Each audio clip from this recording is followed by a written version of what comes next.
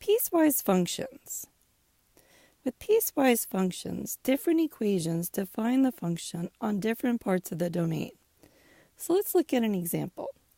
Here we have f of x equals x squared when x is less than 2, f of x equals 6 when x equals 2, and f of x equals 10 minus x when 2 is less than x is less than or equal to 6.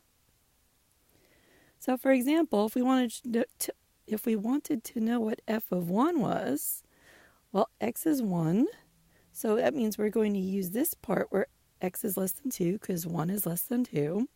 So we'll use the x squared part of the equation. So we'll calculate 1 squared, which is 1. So f of 1 is 1. Let's look at f of 2. Well, now x is 2, so f of x, or f of 2, equals 6. Let's look at f of 6. X is 6, which is on the interval. 2 is less than x is less than or equal to 6.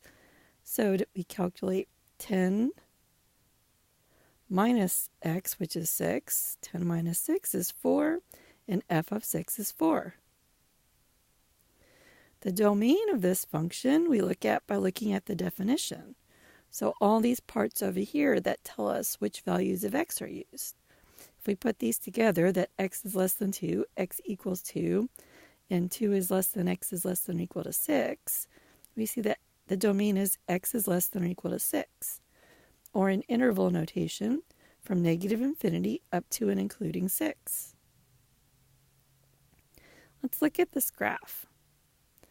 So we know from x, for x values less than 2, it's the parent function parabola. So f of x equals x squared. So we know we've got the origin, we've got negative 1, 1, we've got 1, 1, we've got negative 2, 4. Okay, but you'll notice in the domain it's x is less than 2. It doesn't equal 2. So we'll put an open circle at 2, 4, that point. We still have negative 3, 9. We'll fill in the parabola part, and it keeps going for all x's to the left, so less than 2. But it doesn't go past the open circle. Then f of x equals 6 at x equals 2, so I'll have the point 2, 6. And then let's create a table to look at values for 10 minus x. So we'll look at the boundary point. Even though it won't exist there, we'll have an open circle there. So 10 minus 2 is 8. So we'll have an open circle at 2, 8. Let's look at 3. So 10 minus 3 is 7. So we'll have a solid circle at 3, 7. Okay, let's go down to the other boundary point, 6. 10 minus 6 is 4. So we'll have a solid circle at 6, 4.